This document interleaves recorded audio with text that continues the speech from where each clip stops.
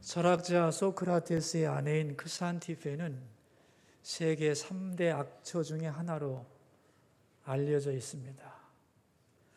어느 날 제자들과 함께 남편이 외출하고 돌아오는데 이 여자는 남편에게 소리를 막 지르다가 들고 있던 양동이의 물을 남편에게 쏟아 부었습니다. 이걸 보고 당황하는 제자들 앞에서 소크라테스는 태연하게 이렇게 말했습니다. 놀랄 것도 없네. 천둥이 쳤으니 비가 오는 게 당연하지 않은가? 그러면서 묻은 물을 닦아냈습니다. 존경하는 스승이 아내 때문에 고생하는 걸 보고서 제자들이 당혹해서 이런 질문을 했습니다. 선생님, 결혼을 하는 게 좋습니까? 안 하는 게 좋습니까? 그때 소크라테스는 아주 유명한 말을 하죠. 좋은 아내를 맞이하면 그대는 행복할 것이다. 그러나 나쁜 아내를 맞이하면 그대는 철학자가 될 것이니 하는 게 낫다. 그렇게 말했다고 하죠. 여러분, 우리는 지금까지 결혼의 목적이 뭐냐 생각을 했고, 또 하나는 이혼과 재혼에 대한 얘기를 다루었습니다. 이 핵심 내용은 뭐냐 하면은 결혼은 좋은 거라는 거예요. 하나님이 사람을 위하여 주신 소중한 제도가 결혼이라는 겁니다. 그러니까 결혼을 좋아해야 하고 결혼에 대해서 좋은 이미지를 가지고 있어야 돼요. 그리고 다른 사람에게도 그렇게 말을 해줘야 되는 겁니다. 저는 이런 분 봤거든요. 어떤 젊은 애가 결혼한다고 그러니까 너 결혼하냐? 아이고 해봐라. 인생이 뭔지 알 거다. 이러더라고요. 이렇게 말해주면 젊은 사람들이 겁나서 어디 결혼하겠어요? 여러분, 결혼이라는 건 좋은 것이고 행복한 거죠. 아멘이죠? 그렇게 가르쳐야 되고 그렇게 자신도 믿어야 되고 그렇게 되도록 지금이라도 노력을 해야 되는 거죠. 또한 결혼이라고 하는 것이 소중하기 때문에 함부로 이혼을 하거나 재혼하면 안 된다 그랬습니다. 그러나 하나님은 우리를 사랑하시기 때문에 결혼 때문에 그 사람의 몸과 마음과 영혼이 파괴되는 것도 원하지 않습니다. 그래서 예외적으로 하나님은 이혼도 허용하고 계신다. 그러나 함부로 아무렇게나 하면 안 되고 원리가 있으니까 이 원리에 맞춰서 그렇게 하라고 지금까지 말씀을 나누었죠. 자, 이제 새로운 질문이 생길 수가 있는 거죠. 그럼 결혼이 좋은 거라면 결혼을 안 하는 게 그럼 나쁜 건가? 혼자 사는 것이 죄 짓는 건가? 그런 질문이 나올 수 있죠. 정반대로 결혼하지 않는 것이 결혼하는 것보다 더 고상하고 아름다운 것인가? 그런 질문도 할 수가 있죠. 이런 복잡한 질문을 다 모아보면 독신에 대한 문제로 압축이 되는 거예요. 그래서 오늘 본문은 독신에 대한 말씀을 자세히 주고 계시는 거예요. 여러분, 결혼에 대한 두 가지의 극단적인 입장이 있는데 하나는 조혼제도입니다. 뭐라고 그랬죠? 조혼제도. 이 조혼제도가 뭐예요? 일찍 결혼시키는 거죠. 자녀들이 심지어는 태어나기 전에 부모님들끼리 아이를 낳으면 우리 이렇게 부부로 맺어주자 이래가지고 부모들이 다 결정해 놓잖아요. 그죠? 그래서 옛날 얘기 들어보면 꼬마 신랑 등에 업고 누룽지 먹이면서 업어주고, 그죠? 그런 아내들의 얘기도 있잖아요. 이게 조혼제도입니다. 일찍 결혼시키는 것이고 또 반드시 결혼하지 않으면 안 된다는 거예요. 그래서 조혼제도의 가치관은 뭐냐면은 사람이 결혼을 하지 않으면 정상적인 인간이 안 된다는 거예요. 그래가지고 결혼하지 않고 죽으면 처녀 귀신, 총각 귀신 된다고. 심지어는 죽은 사람과 영혼 결혼도 시키잖아요. 이게 조혼제도의 내용들입니다. 반드시 해야 되고 빨리 해야 된다는 거예요. 전문가들은 이 조혼제도가 좋지 않다고 평가를 하고 있죠. 왜냐하면 너무 일찍 결혼을 하게 되면 자기의 가치관이 형성이 되어 있지 않아요. 그래서 자기에 맞는 배우자를 선택할 기회가 박탈되기 때문에 조혼제도는 좋은 게 아니라는 거죠. 그럼 언제 결혼하는 게 제일 좋으냐 하면은 만 24세 이전에는 하지 않는 게 좋다. 그게 학계의 정설입니다. 연구를 해보면 24세, 만 24세 이전의 결혼은 상당히 많은 약점을 안고 있기 때문에 한 사람이 완전히 성장하는 만 24세 이전에 결혼하지 않는 게 좋다. 그래서 좋은 제도는 좋은 게 아니다 하는 거예요. 이 좋은 제도와 정반대가 있는데 이것은 뭐냐면 비혼주의라고 하는 거예요. 뭐라고 그랬죠? 비혼주의, 결혼하지 않는 주의, 그런 얘기죠. 이 비혼주의의 내용이 뭐냐면 나는 혼자 살면서 자유를 누리겠다는 거예요.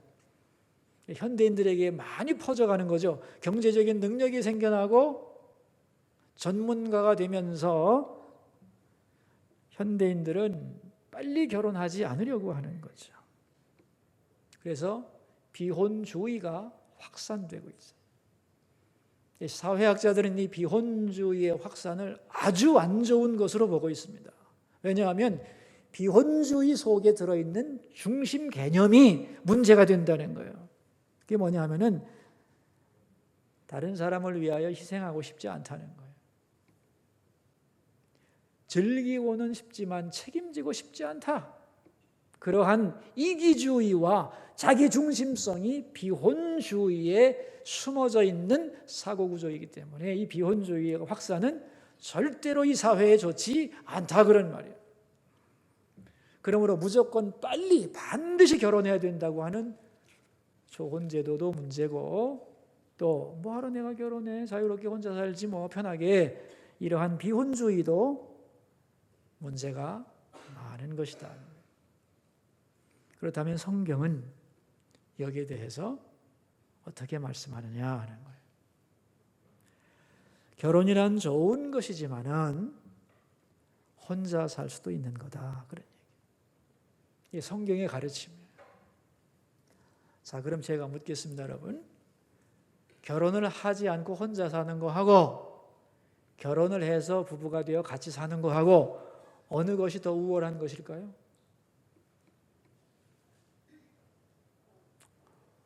결혼하지 않고 혼자 사는 거하고 부부가 되어 결혼해서 같이 사는 거하고 어느 것이 더 우월한, 더 나으냐 이거죠. 어느 것이 나은 것 같습니까?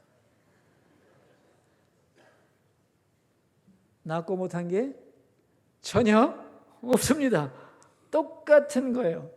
결혼을 하면은 속물이고 결혼하지 않으면 고상하고 뭐 거룩하다. 이런 생각은 완전히 머릿속에서 지워버려야 돼요. 근데 많은 종교에서 결혼하지 않는 것이 결혼하는 것보다 훨씬 더 고상하다고 하는 착각을 하는 사람들이 많습니다. 근데 성경을 보면 아주 잘못된 생각이에요. 성경 구절 가르쳐 드릴까요? 디모데전서 4장입니다. 찾겠습니다. 디모데전서 4장 1절에서 3절까지 보겠어요. 우리 읽어보실까요? 그러나 성령이 밝히 말씀하시기를 후일에 어떤 사람들이 믿음에서 떠나 미혹하는 영과 귀신의 가르침을 따르리라 하셨으니 자기 양심이 화인을 맞아서 외식함으로 거짓말하는 자들이라. 혼인을 금하고 어떤 식물은 먹지 말라고 할 터이나 음식물은 하나님이 지으신 바니 믿는 자들과 진리를 아는 자들이 감사함으로 받을 것이니라. 3절에 보면 혼인을 금하는 것, 이게 2절에 보시면 거짓말이라는 거예요. 혼인을 하면 더 속된 것이고 결혼하지 않는 것이 더 고상하다는 말은 거짓말이라는 거예요. 1절에 보시면 성령의 가르침이 아니고 뭐라고 그랬어요? 미혹하는 영과 귀신의 가르침이라는 거예요. 이건 이단적이라고 하는 거예요. 그러니까 결혼하지 않는 것이 더 고상한 게 절대로 아니다 하는 거예요. 그러니까 결혼을 하든 결혼을 하지 않든 거기에 우열은 전혀 존재하지 않는다 그런 말이에요. 그럼 어떻게 결혼하는 게 좋아, 안 하는 게 좋아? 똑같죠. 자, 우리 본문으로 돌아갑니다. 고린도전서 7장 우리가 25절부터 읽었죠? 24절을 한번 읽어보도록 하겠습니다. 형제들아 너희는 각각 부르심을 받은 그대로 하나님과 함께 거하라 그랬어요. 각각 부르심을 받은 대로 살면 되는 거예요. 내가 결혼으로 부르심을 받았으면 결혼해서 살면 되는 거예요. 또 내가 독신으로 부름받았으면 독신으로 살면 되는 것뿐이에요. 어느 것이 우열이 있는 것이 아니라는 거예요. 다만 대부분의 사람들에게 있어서 결혼하는 것이 훨씬 더 안전하고 그의 삶이 훨씬 더 효율적이 될 수 있다. 그런 말입니다. 여러분, 결혼을 통해서 나의 삶이 구원을 받는다는 생각을 해보셨나요? 결혼을 통해서 자기 삶이 구원을 받게 돼 있어요. 내가 사랑을 받으면서 나의 가치를 알고 행복해집니다. 가정을 이루면서 안정감을 누리고 평안을 누려요. 보호받는 행복을 누리게 되고요. 사랑을 하면서 성숙해지고요. 사랑을 받으면서 자기 가치를 알게 돼요. 때로 갈등하면서 하나님의 마음을 알게 돼요. 이 결혼이라고 하는 것이 우리 삶의 많은 부분을 구원하고 회복시키는 강력한 힘을 가지고 있다는 것을 알아야 합니다. 그러므로 대부분의 사람들에게는 결혼하는 게 좋은 거예요. 그래서 결혼으로 부름받은 사람이 더 훨씬 많고 그런 사람은 결혼해서 살면 되고 독신의 은사를 받은 사람은 독신도 나쁠 게 없다. 이것이 성경의 가르침인 거예요. 자, 우리 25절을 읽겠습니다.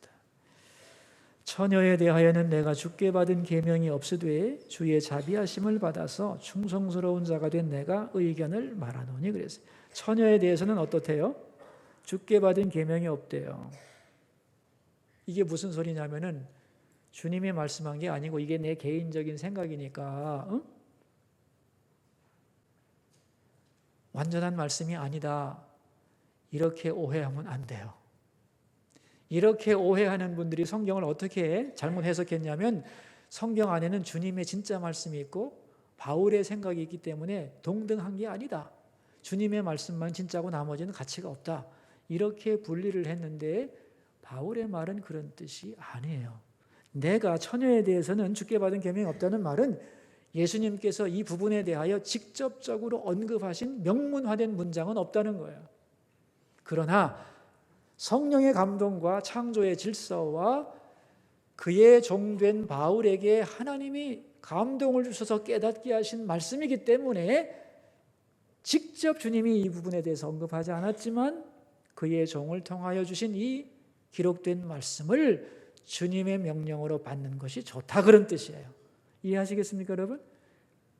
그래서 이런 표현들이 성경에 종종 나옵니다. 그럴 때 받은 계명이 없다 그러면 이거는 생략해도 되겠고 그런 뜻이 아니고 명문화된 주님의 문장은 없지만 하나님의 종을 통하여 이게 나오잖아요. 25절 끝에 충성스러운 자가 된 내가 깨닫고 고백하며 글 쓴 이 문장 자체는 주님의 뜻으로 받아들이는 것이 옳다 그런 말이죠. 우리 이런 증거를 한 번 더 확인하기 위해서 수고스럽지만 고린도전서 14장 37절을 한 번만 더 찾아 읽어주면 좋겠습니다. 고린도전서 14장 37절에 이렇게 나와요. 만일 누구든지 자기를 선지자나 혹은 신령한 자로 생각하거든 내가 너희에게 편지하는 이 글이 주의 명령인 줄 알라 그랬어요. 이 편지하는 내용이 뭐죠? 고린도전서죠. 이 고린도전서가 주의 명령이다 그런 말이죠. 이해하시겠죠? 직접 인용하여 말씀하시지 않았지만 성령의 감동으로 주신 말씀을, 기록된 이 말씀을 주의 명령으로 받는 것이 좋다 그러네. 자, 그렇다면 이제 어떤 경우에 독신이 좋은 거냐? 이 독신의 첫 번째 원리가 26절에 나와요. 26절을 읽습니다. 내 생각에는 이것이 좋으니 곧 임박한 환난으로 말미암아 사람이 그냥 지내는 것이 좋으니라 그랬어요. 임박한 환난 상황에서는 결혼을 하는 것보다 결혼하지 않고 홀로 독신으로 지내는 것이 더 낫다, 훨씬 좋다 그런 얘기예요. 그러니까 결혼하지 않는 것이 더 좋은 게 아니고 상황이 안 좋을 때는 결혼하는 것보다는 하지 않고 지내는 것이 더 책임적이라는 거예요. 여기 임박한 환난이란 뭐냐 하면은 사도 바울이 이 고린도서를 쓴 후에 얼마 안 돼서 네로 황제의 대박해가 시작이 돼요.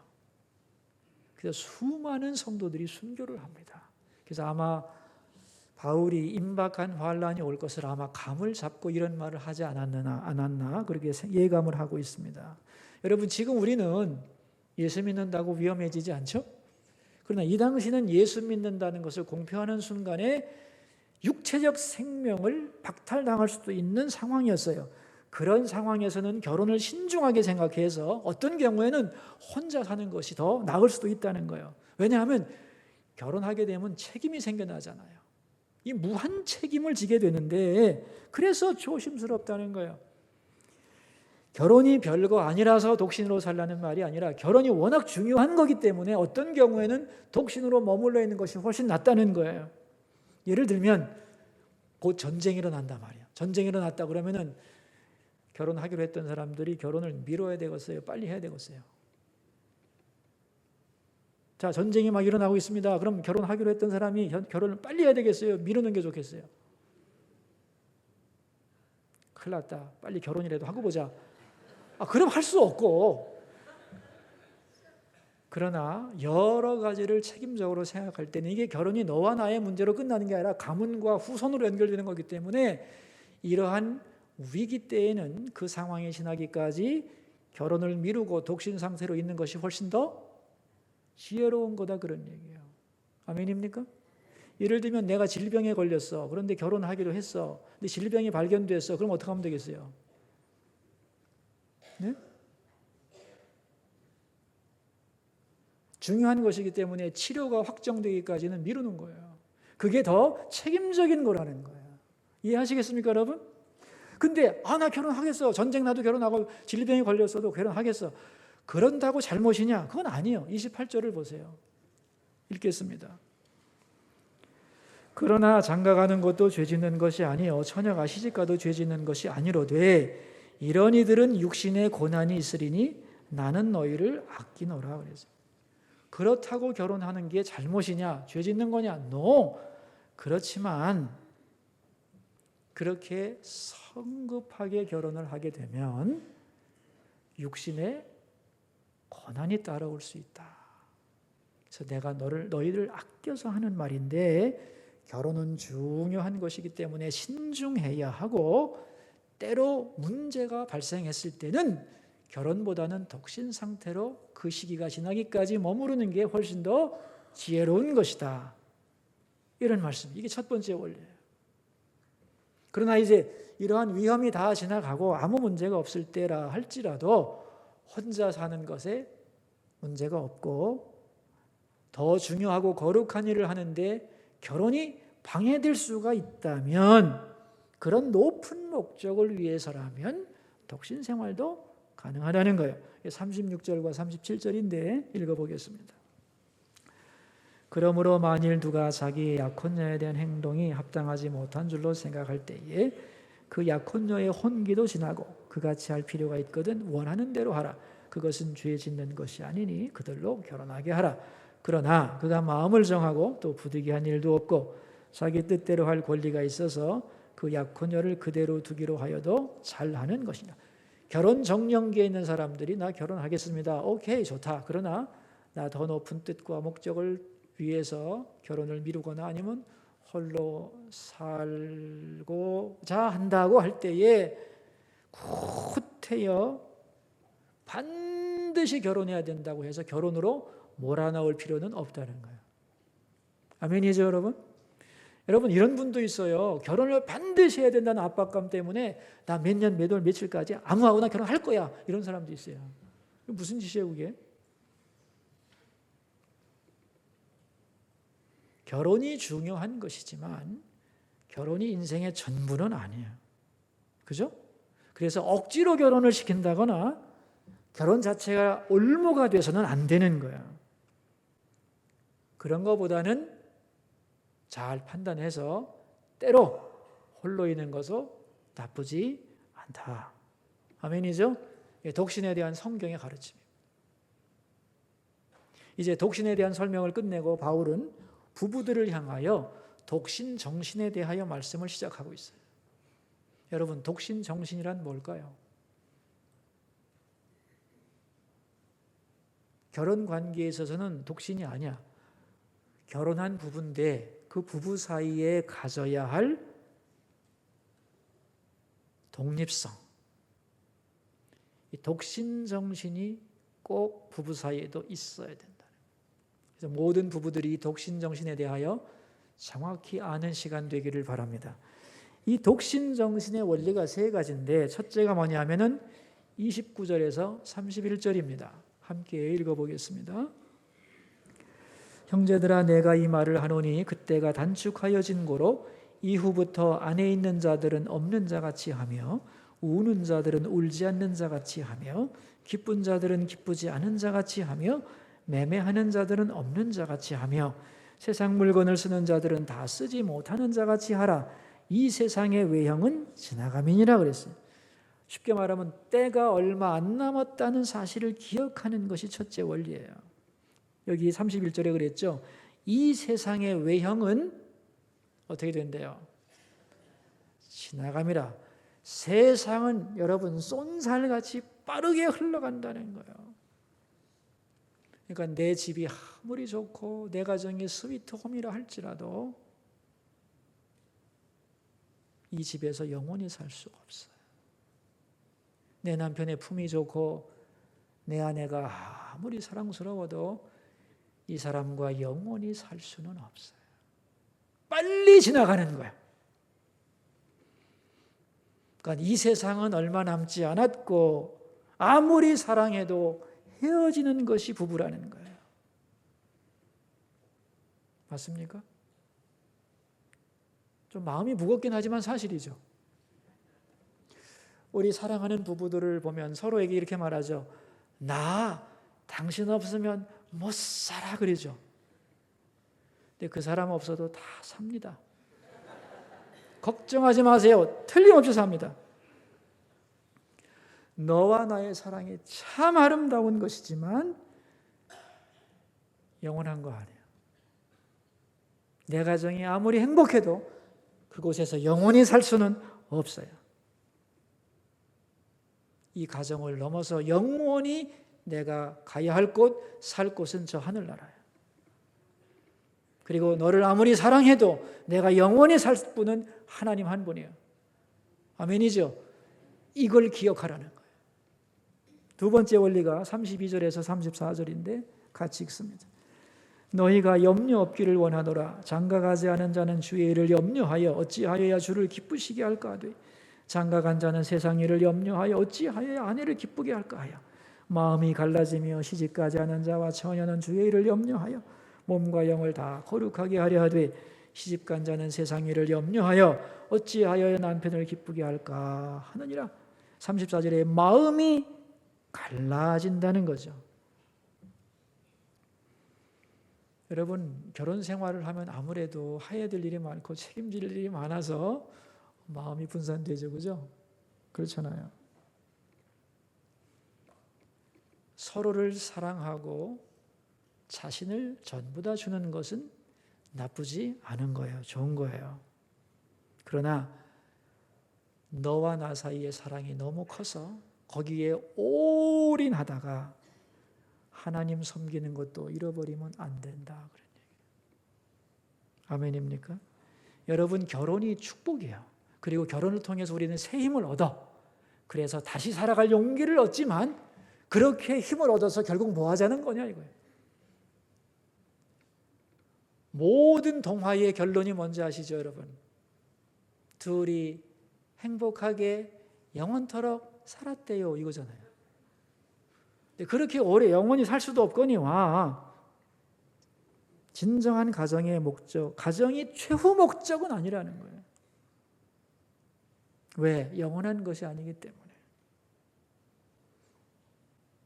그래서 가족을 당연히 사랑하고 최선을 다해서 섬겨야 하는 것이지만 가족에게 매여서 하나님을 바라보지 못한다면 안 된다, 그런 말이에요. 그게 독신정신이에요. 그게. 예를 들면 역사적으로 내가 하나님을 위해 헌신하고 희생해야 될 순간이 왔어요.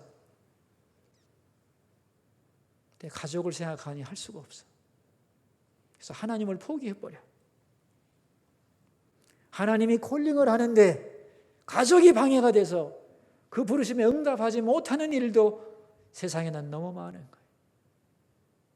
하나님이 우리 각자를 향하여 너 이런 일을 좀 하고 오라고 우리에게 생명을 주시고 재능도 주시고 기회도 주시고 축복도 주시고 많은 것을 부어주셨는데 그 모든 것을 가지고 오직 내 사랑하는 가족, 자식 키우고 공부시키고 결혼시키고 집 사주고 손주 뒷바라지 해주고 유산 남겨주고 거기에 모든 에너지를 다 쏟고 하나님 앞에 서야 되는데 하나님께서 너 뭐하다 왔냐?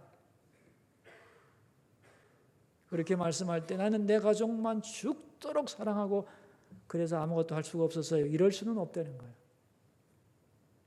아멘입니까 여러분? 가족을 사랑하지 말라는 게 아니죠.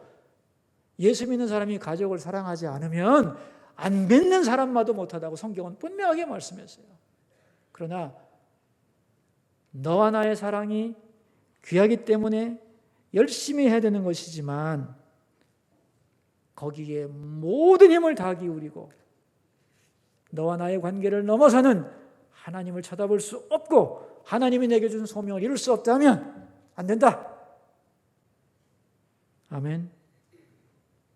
세 번째 원리가 35절인데 읽습니다. 내가 이것을 말하면 너희의 유익을 위함이요 너희에게 올무를 놓으려 함이 아니니 오직 너희로 하여금 이치에 합당하게 하여 흐트러짐이 없이 주를 섬기게 하려 함이라. 너희의 유익을 위함이요. 그러니까 어느 것이 유익한가를 궁극적으로 판단하라는 거예요. 혼자 살면서 하나님 바라보는 게 유익한 건지 같이 힘을 합해 살아가는 게 유익한 건지를 잘 판단해서 결정해야 된다는 거예요. 여러분 선교 역사를 보면은 정말 대단한 성공을 거둔 선교사들은 대부분이 독신이었어요. 이해가 되죠? 위험한 오지라든가 너무나 열악한 조건 속에 가족을 데리고 갈 수는 없어요.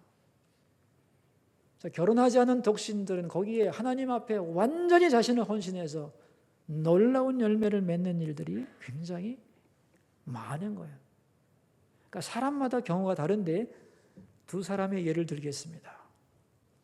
20세기 최고의 신학자이며 목사라고 불리는 영국의 존 스타트 목사님이라는 분이 있어요. 성공의 신부인데요.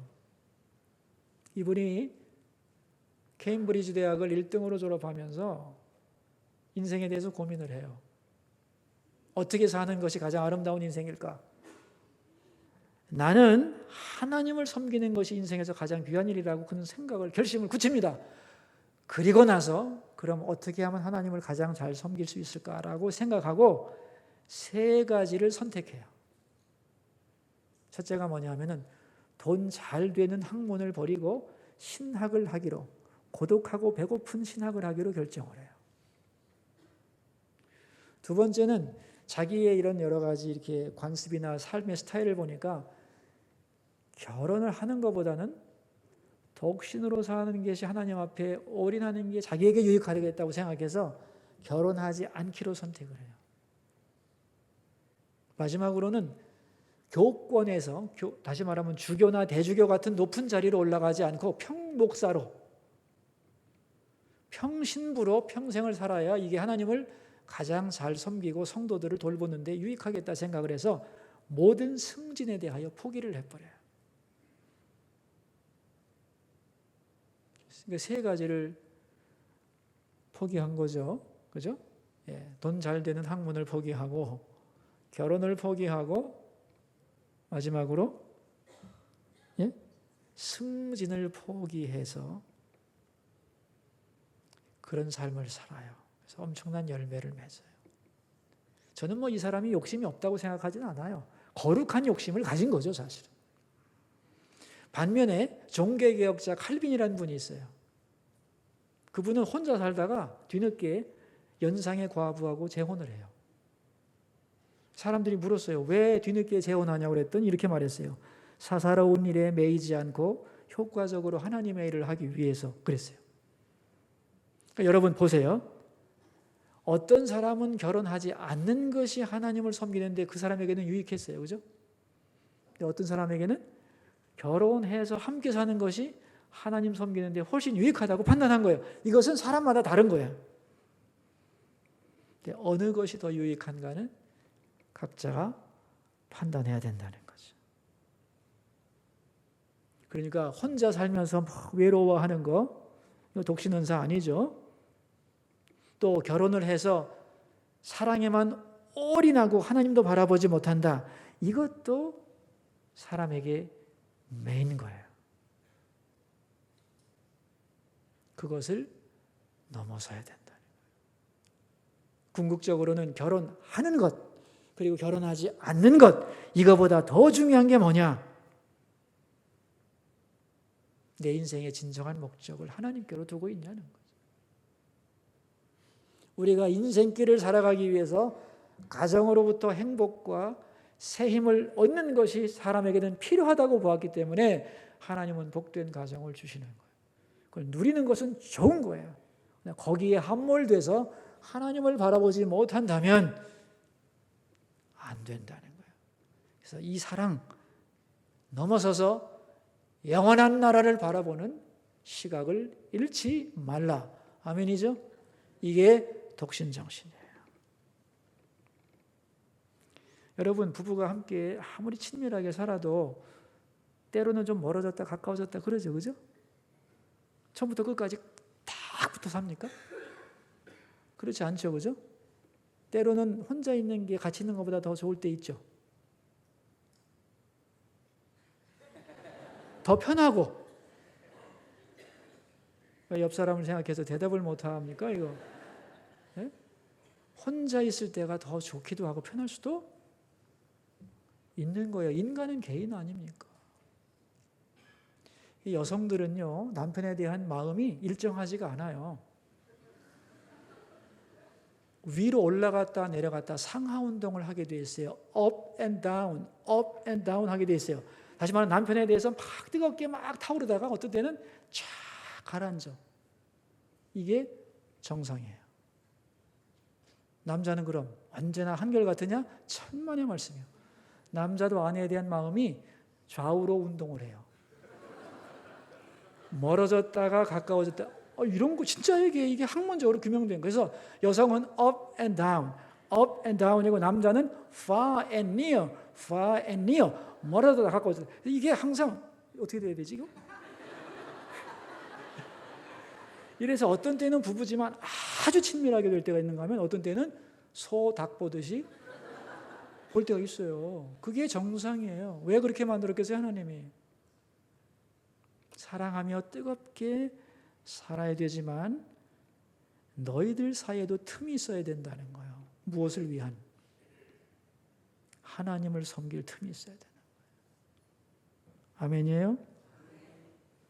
그래서 부부가 함께 사랑하며 살지만 때로는 하나님께로 나가기 위해서 홀로 있는 것 같은 생각을 할 때도 있어야 되는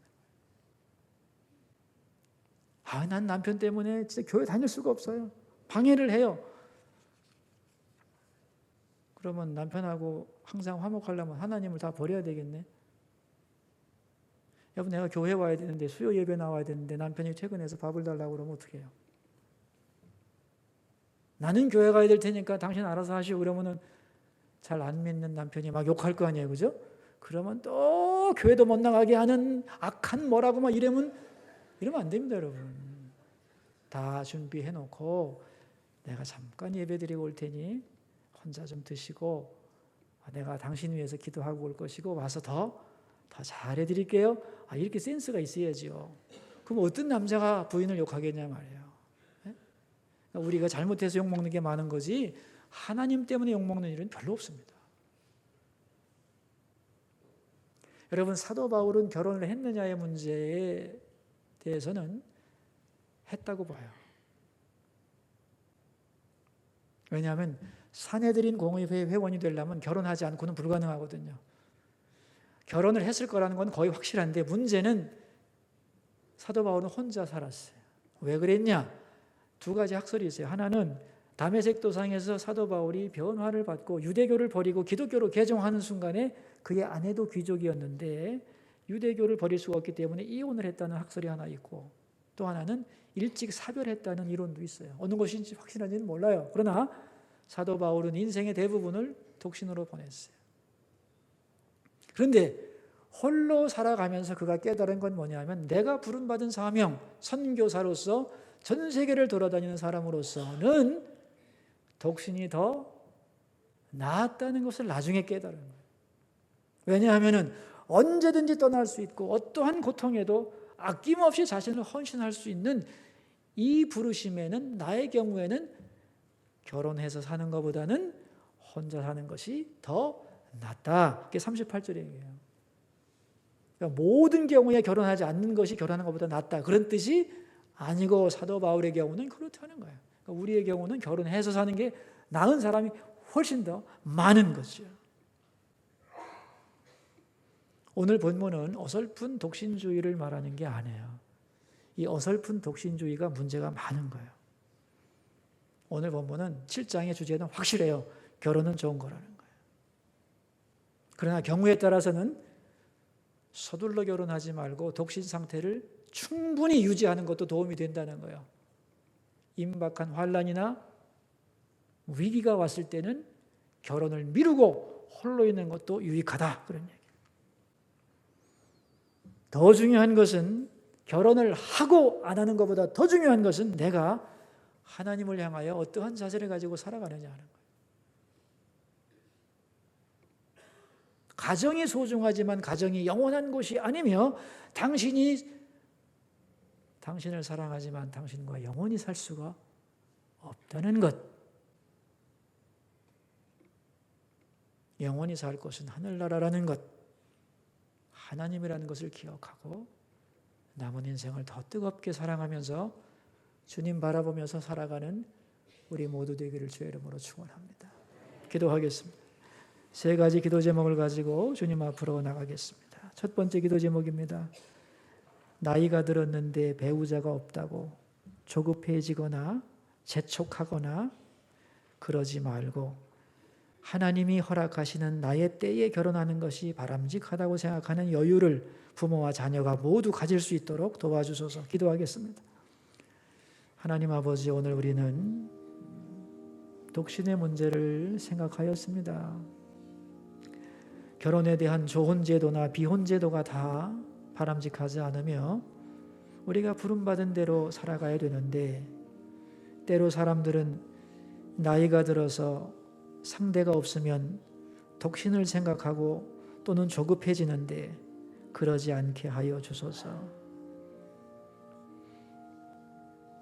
하나님이 허락하시는 나의 때에 결혼하는 것이 바람직하다고 여유를 주셔서 부모도 자녀를 재촉하지 않게 하시고 자녀도 결혼 자체가 목적이 되어 몸부림치는 그러한 삶이 되지 않도록 은혜를 내려 주옵소서.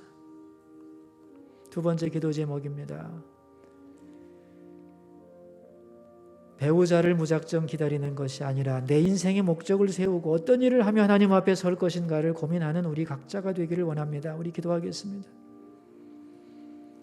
하나님, 결혼은 소중한 것이지만 결혼 자체가 인생의 전부가 아닙니다. 그러므로 내가 하나님 앞에서 어떤 인생을 살아가야 되는지 그 주님을 향하여 바른 목적을 세우고 살아가면서 거기에 합당한 사람을 만나고 서로 사랑하고 서로를 통하여 힘을 얻고 주님을 향하여 걸어가는 그러한 부부, 그러한 가정이 되도록 복을 내려 주옵소서. 세 번째 기도 제목입니다. 부부가 서로 사랑하며 살되 서로의 신앙에 방해가 되지 않게 하시고 서로가 하나님께로 나가는데 유익을 주는 부부로 살아가게 하소서. 주님, 이 땅의 삶이 영원하지 않음을 알고 그렇기에 더 뜨겁게 사랑하고 그리고 이것을 넘어서는 하나님 바라보면서 살아가는 우리 가정 되게 해주소서. 기도하겠습니다. 하나님, 사랑하는 부부에게도 독신의 정신이 필요하다고 했습니다.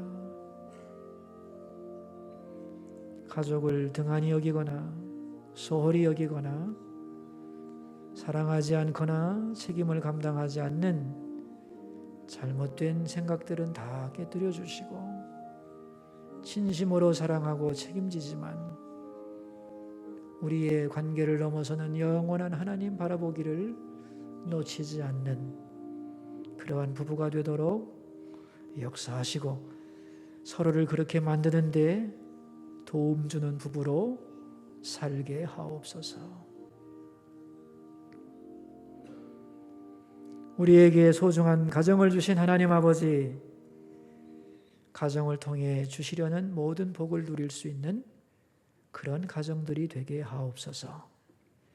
가정을 통해서 새 힘을 얻고 행복하고 그래서 그 힘으로 주님을 잘 섬기게 해 주소서. 이 세상에서 최고의 가치인 가정이 붕괴되지 않게 해주시고 또한 가정에 몰입하느라고 영원한 하나님 나라를 바라보지 못하는 어리석음도 없게 하여 주옵소서. 서로 사랑하며 살되 우리를 넘어서 하나님을 바라보고 저 영원한 나의 집을 바라보며 살아가는 우리 모두가 되게 해 주옵소서. 예수님 귀하신 이름으로 기도드립니다.